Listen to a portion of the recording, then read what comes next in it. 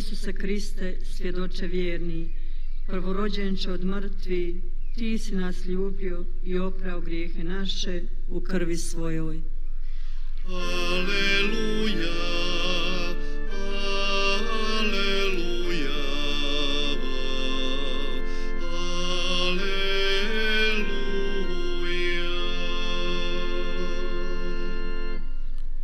Gospodin s vama. I s duhom tvojim.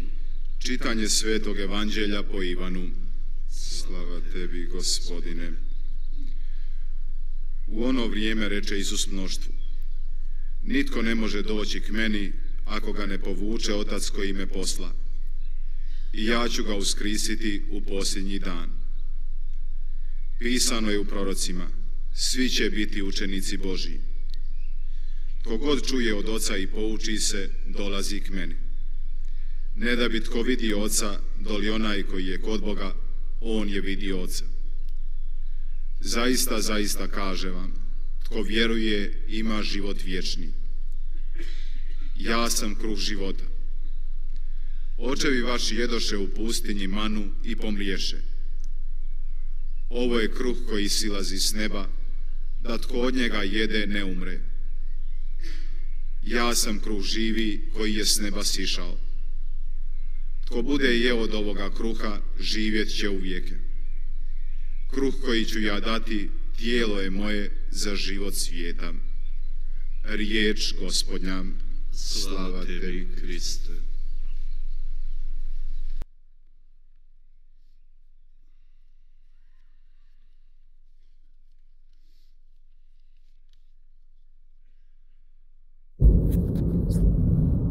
사랑하는 형제자매 여러분, 메주거리의 미르 라디오 방송을 통해서 미사에 참여하고 계시는 존경하는 신자 여러분, 우리는 하느님의 자녀들로서 천상 아버지의 아들과 딸들로서 그분으로부터 기다릴 수 있는 것은 오로지 선입니다. 하느님으로부터 축복이 옵니다.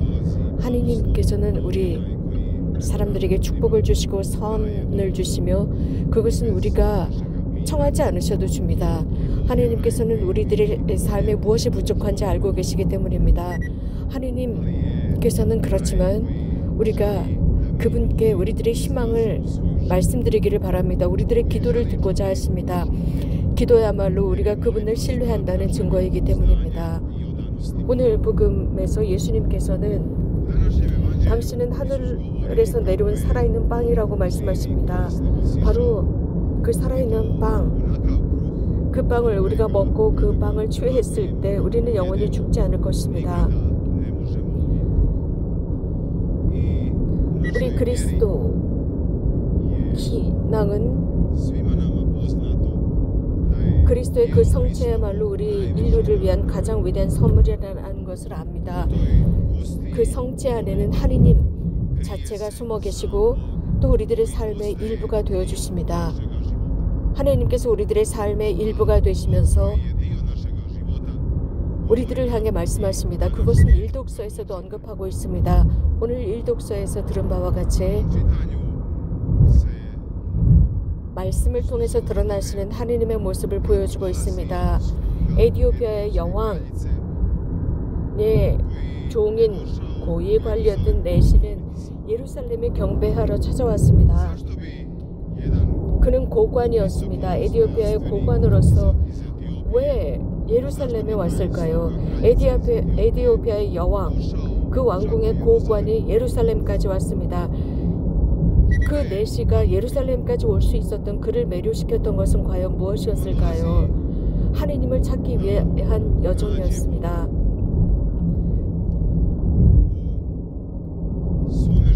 이 고관은 자신의 삶을 살아가면서 여러 신들을 숭상했고 많은 신들을 자신의 신으로 모셨었을 겁니다. 그러나 그는 예루살렘을 찾아옵니다. 즉 유일하신 하느님 곁에 그가 머물렀을 때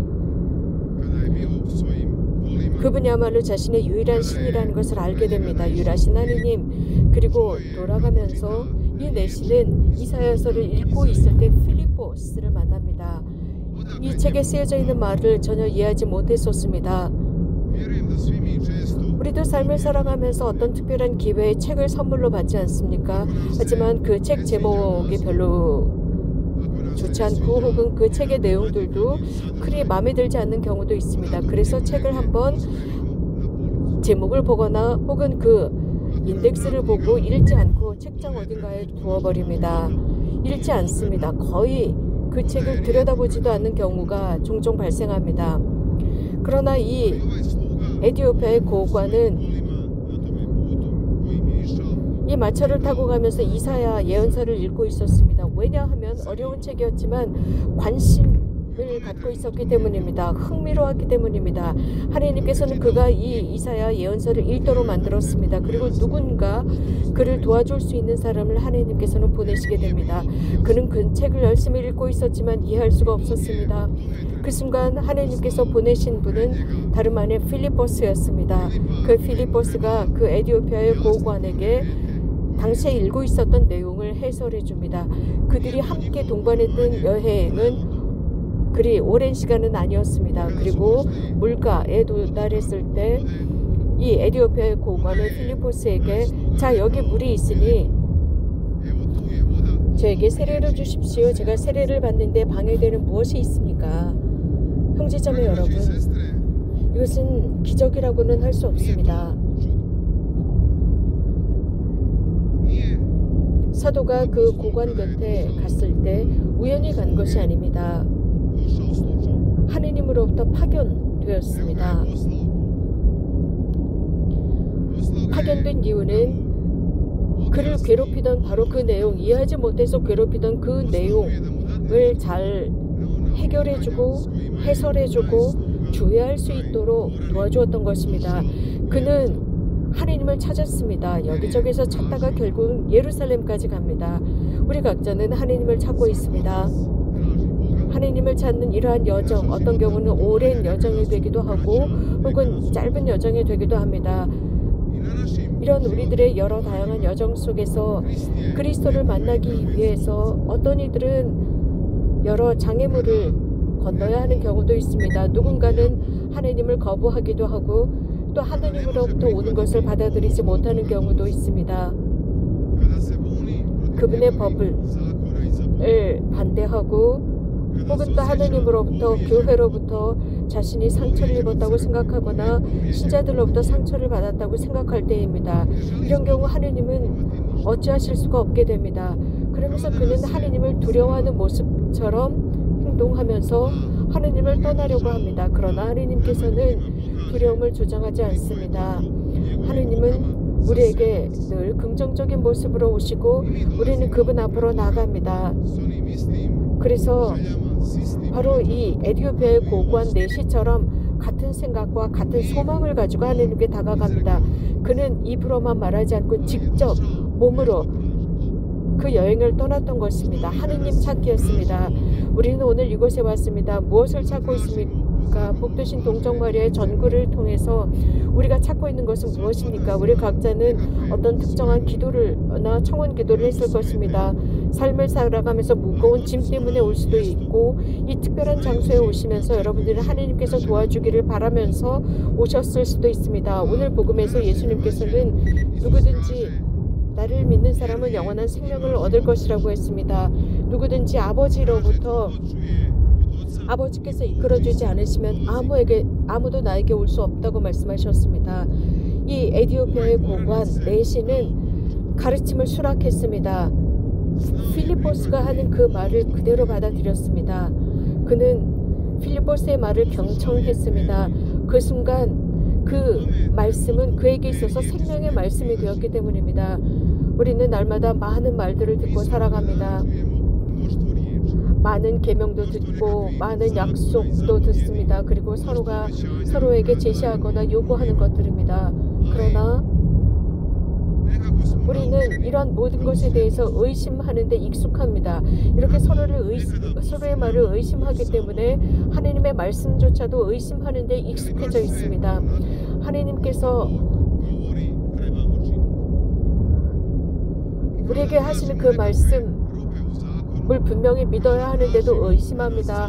하나님께서 우리들에게 어떤 나오는 탈출구를 제시하셨음에도 불구하고 의심하고 안주하는 경우가 있습니다. 그리고 다른 길을 찾으려고 합니다. 어떤 경우는 하나님께서 우리들에게 주신 그 계명을 어깁니다. 우리는 신앙 안에서 큰 길을 지니지 못합니다. 우리들의 삶의 스타일 속에서 풍부함이 없습니다. 우리는 어쩌면 매일 미사에 참여하고 매일 기도하고 혹은 매일 성체를 영할 수도 있습니다. 하지만 우리들의 인생이 전혀 변하지 않는 처음과 똑같다면 무슨 소용이 있겠습니까? 우리가 하나님의 말씀을 들었지만 그 말씀을 누군가 해설해주거나 가르쳐주지 않았습니다. 그래서 하나님께서 우리들에게 하시는 그 말씀을 마음을 다해서 경청하지 못하는 경우도 있습니다. 하나님의 말씀을 진심으로 받아들이고 경청했다면 우리는 그 말씀에 대해 찬미와 영광을 드렸을 것입니다. 하나님께서 하신 그 말씀은 나에게 하시는 말씀입니다. 하나님은 우리에게 많은 것을 요구하시지 않습니다. 우리들에게 약간의 마음을 열라고 하시고 약간의 시간을 달라고 하십니다. 그리고 약간의 사랑을 하나님께 그리고 사람들에게 나누라고 하십니다. 그리고 누군가의 가르침을 듣는 것은 가끔씩 어렵습니다. 왜냐하면 우리는 우리 각자가 가지고 있는 어떤 규칙이나 우리들의 스타일이 있기 때문에 받아들이기가 어렵습니다. 우리들의 계획이 있기 때문입니다. 그래서 누군가가 우리에게 와서 어떤 명령을 하거나 우리를 가르치려고 할 때 별로 좋아하지 않습니다. 법을 따르는 것을 좋아하지 않습니다. 하지만 우리가 머리로 상상했던 무엇인가를 그들이 존중해 주기를 바랍니다. 그러나 누구의 가르침을 받는다는 것은 큰 기가 필요하고 또 평화로운 마음이 필요합니다.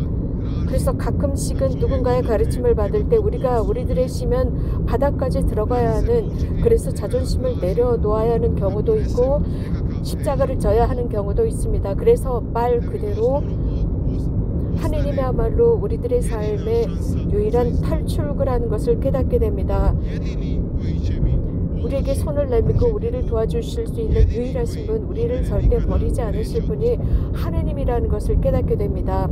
예수님은 살아계신 빵이라고 하셨습니다. 그래서 그분의 몸을 먹는 사람은 영원히 죽지 않을 것이라고 했습니다. 우리가 그리스도의 성체를 영할 때 우리 마음, 내 마음과 여러분의 마음은 무엇을 느낍니까? 성체를 영했을 때 무엇을 느낍니까? 내가 정말 그분을 존경하는 마음, 공경하는 마음으로 성체를 영합니까? 내가 그분의 성체를 영하는 순간 하나님께서 내 삶의 일부라는 것을 예식하면서 성체를 영합니까? 우리는 거룩한 성체를 영하기 위해서 어떤 자세로 앞으로 나옵니까? 성체를 영하기 위해서 주님 앞에 어떤 자세로 옵니까?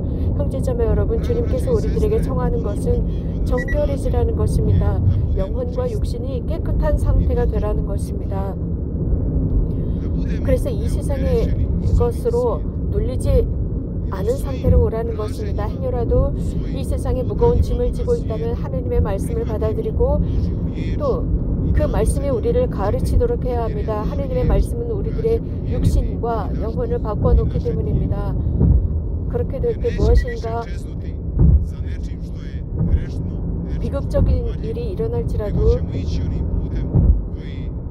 하나님께서 우리들을 끌어당기시는 그곳으로 가게 됩니다. 그것은 다름 아닌 하늘나라입니다. 우리는 그렇기 때문에 같은 길을 가고 있고 우리들은 같은 나약함, 같은 의무를 소홀히 하거나 죄와 투쟁하고 있습니다.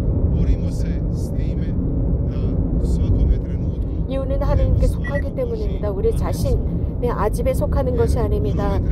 하나님께서 나의 삶을 이끌어 가시고 빛으로서 나를 인도하시며 나의 길을 동반해 주시는 분이시라면 내 삶은 그 자체로서 질서를 매기게 됩니다. 어떤 기적이나 이적이 필요하거나 어떤 우연이 필요하지 않습니다. 왜냐하면 하나님께서 모든 것에 질서를 매겨주십니다. 그렇기 때문에 우리는 신앙 속에서 항구해야 합니다. 우리가 하고 있는 그 착한 선행에 항구해야 합니다. 그래서 하나님께서 우리 삶의 일부라는 것을 드러내고 또 하나님께서 우리들을 당신의 아들과 딸로서 믿어주신다는 것을 드러내며 하나님께 성실한 사람들이라는 것을 드러내는 것입니다. 아멘.